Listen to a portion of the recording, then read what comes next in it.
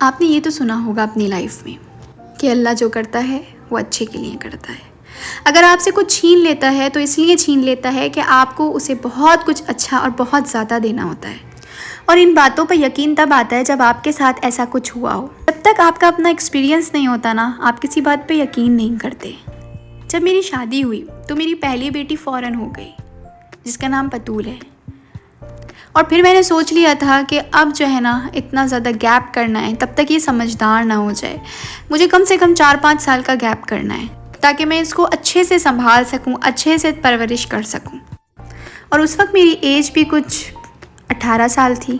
और फिर जब दूसरे बेबी का प्लान करना शुरू किया तो उसमें बहुत टाइम लग रहा था। और शायद टाइम लगने की वजह ये थी कि मेरे हस्बैंड सऊदीया में होते थे और मैं पाकिस्तान में।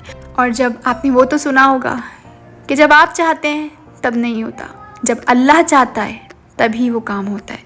और बस ऐसे ही होता रहा।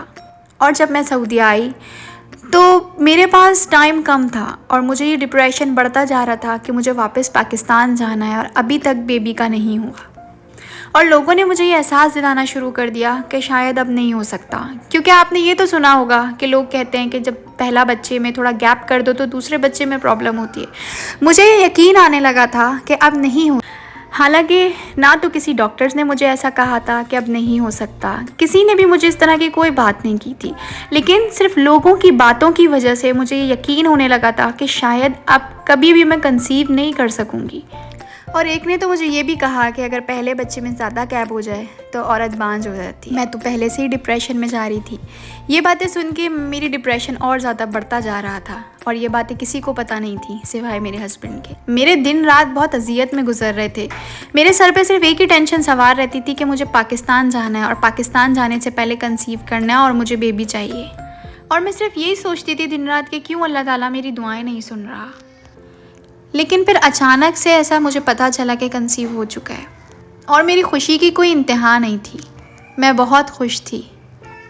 उस दौरान कोरोना भी चल रहा था और बहुत पीक पे था। कहीं जा भी नहीं सकते थे, लॉकडाउन भी चल रहा था। तो प्रेगनेंसी को 2 से ढाई महीने हो चुके थे। डॉक्टर के यहाँ विज़िट नहीं किया था। लेकिन मुझे लग रहा था कि कुछ गड़बड़ है। मुझे पूरे टाइम प्रेगनेंसी में वॉमिटिंग होती थी, लेकिन मुझे वॉमिटिंग होना बंद हो गई थी। और मैं अपने हस्बैंड से सिर्फ यही कही जा रही थी कि मुझे लग रहा है कि कुछ गड़बड़ है। लेकिन वो यही कहते थे कि नहीं, हो सकता है कि तुम्हारी वॉमिटिंग सही हो गई हो और अब ठीक हो गया हो। लेकिन फिर अचानक मेरी तबीयत ख़राब होना शुरू हुई और लॉकडाउन था। एम्बुलेंसेस भी नहीं आ रही थी। हर जगह कॉल कर ली, जैसे तैसे करके हॉस्पिटल पहुँचे तो डॉक्टर ने बताया कि तो मिसकैरेज हो चुका है। तो वो बेबी, वो प्रेगनेंसी जो मुझे इतनी दुआओं के बाद मिली थी, इतनी डिप्रेशन के बाद मुझे मिली थी, सुबह शाम के डिप्रेशन और अजियत और कर्ब और दुआओं के बाद मुझे मिली थी, वो भी ख़त्म हो गई। तो फिर दिल टूट गया और डॉक्टर ने इलाज करने से भी मना कर दिया। उसी हालत में पूरी रात हॉस्पिटल के बाहर बैठा के रखा क्योंकि कोरोना था और अंदर बैठने की इजाज़त नहीं थी। तो मुझे आज भी याद है वो दिन जब मैं पूरी रात रोड पे बैठ के हॉस्पिटल उसी हालत में रोती रही और किसी ने हमें हॉस्पिटल के अंदर तक जाने नहीं दिया क्योंकि उस वक्त कोरोना पीक पे था। आज भी जब वो टाइम याद करती हूँ ना तो रोंगटे खड़े हो जाते हैं। कोई भी पास नहीं था और घर में से कोई भी पास नहीं था, ना फैमिली, ना मामा बाबा, ना बहन भाई, कोई भी पास नहीं था। पूरी रात जिस तरह रोड पे रोते हुए गुजारी वो हमें आज भी याद है। और उस वक्त बतूल भी हमारे साथ थी, छोटी थी। बतूल भी ये सब देख रही थी। एक तो मिसकैरेज का दुख, सदमा, और डॉक्टर ने अंदर आने से भी मना कर दिया था कि जो होगा सुबह होगा। जैसे तैसे वो रात गुजारी बाहर रोड पे और उन्होंने कहा कि सुबह होते ही इसको किसी प्राइवेट हॉस्पिटल में ले जाना। हमें नहीं पता था कि प्राइवेट हॉस्पिटल कौन सा है और गवर्नमेंट हॉस्पिटल कौन सा है, क्योंकि हमारे साथ ये ऐसा पहला वाक़या हुआ था जो हमें समझ में नहीं आ रहा था कि हमें क्या करना है। खैर, जैसे तैसे सुबह हुई। रात तो जैसे कटने का नाम ही नहीं ले रही थी। जैसे तैसे सुबह हुई। सुबह होते ही हम दूसरे डॉक्टर के पास गए और प्राइवेट हॉस्पिटल गए। तो वहाँ उन्होंने मेरा चेकअप किया और चेकअप करने के बाद उन्होंने कहा कि अगले 3 महीने तक मैं बेबी का सोच भी नहीं सकती हूँ। अब तो डिप्रेशन मज़ीद बढ़ गया था क्योंकि पाकिस्तान जाने का टाइम आ रहा था और बस मुझे ये लगी हुई थी कि मुझे किसी भी तरीके से बेबी चाहिए। और बस मेरे दिल में एक यही शिकवा होता था कि मैंने तो अल्लाह से औलाद मांगी थी और मुझे दी और फिर मुझे वापस ले ली। तो फ़ायदा क्या हुआ इस तकलीफ़ को देने का? अगर नहीं देनी थी तो वैसे ही नहीं देता। बस फिर वो 2-3 महीने जो डॉक्टर ने प्लान करने के लिए बेबी मना किया था, वो गुज़र ही नहीं रहे थे। और बस दिल में एक ही टेंशन थी कि अगर 2-3 महीने के बाद भी ना हुआ कंसीव और मेरे पाकिस्तान जाने का टाइम आ गया, फिर क्या होगा? खैर, जैसे तैसे 2-3 महीने गुज़रे और फिर वो 2-3 महीने जैसे भी गुज़रे हमें पता है, और उसके बाद फिर 2 महीने फिर लगे मुझे दोबारा कंसीव करने में। और जब मैंने कंसीव किया तो फिर मेरी खुशी की कोई इंतहा नहीं थी कि अल्लाह ने मुझे इतनी जल्दी दे दिया। लेकिन उस वक्त प्रेगनेंसी में मेरा दिल मुस्तकिल डरा रहता था और पूरा टाइम मैं डर के गुजारती थी कि कहीं अब भी कुछ ना हो जाए। एंड टाइम तक मेरे दिल में यही डर था कि अब दोबारा कुछ ना हो जाए। फिर खैर से कोरोना भी ख़त्म हो गया था। डॉक्टर ने कहा था कि अब आपका एक मिसकैरेज हो चुका है, तो आपको 15 दिन के बाद चेकअप के लिए आना पड़ेगा। शुरू में हर 15 दिन के बाद जाती थी। डॉक्टर हमेशा यही कहती थी कि सब सही है, सब ठीक है।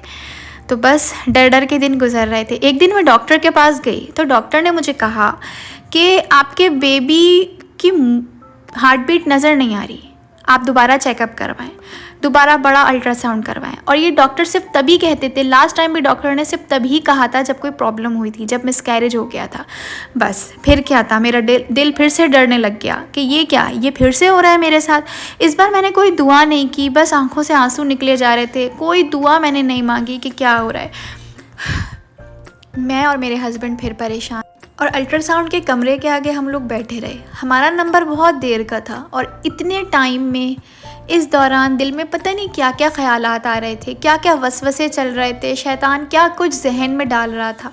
बस आंखों से आंसू निकले जा रहे थे, लेकिन दुआ का लफ्ज़ मुंह पे नहीं आ रहा था। पता ही नहीं क्यों, क्योंकि शायद लास्ट टाइम भी दुआएं मांगी थी लेकिन कोई फ़र्क नहीं पड़ा था। बस दिल में एक ये था कि परवरदिगार तू तो मुर्दों को ज़िंदा करना जानता है, अगर ऐसा कुछ है भी तो सही करना जानता है। और फिर अगर इस बार भी मुझसे वापस ले लेना था तो फिर दिया ही क्यों, फिर मुझे उसी अजियत से गुजरना पड़ेगा। ये सारी सोचें मुझ पे हमला कर रही थी और मेरा यकीन जो अल्लाह पे था वो कमज़ोर कर रही थी। खैर, हमारा नंबर आया, हम अंदर पहुँचे, और अंदर पहुँचने के बाद मेरे हस्बैंड ने डॉक्टर से पूछा कि क्या हुआ है, सब ठीक है। डॉक्टर ने परेशान होकर कहा कि मुझे देखने दो। मेरा दिल और डूब गया।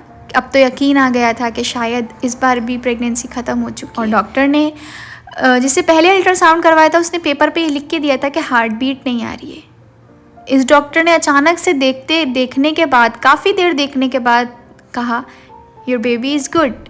मुझे आज भी वो जुमले याद है, और वो रोना जो मेरा एकदम से रुक गया था, पता नहीं क्यों मुझे रोना आया और बार बार रोना आया और मैं खुश हो गई। मुझे समझ में नहीं आ रहा था कि ये हुआ क्या है, कि जब डॉक्टर ने कह दिया था कि हार्ट बीट नज़र नहीं आ रही, हार्ट बीट रुक चुकी है, तो ये अचानक से हार्ट बीट कैसे हो गई, कैसे शुरू हो गई, कुछ समझ में नहीं आ रहा था। बस खुशी की कोई इंतहा नहीं थी।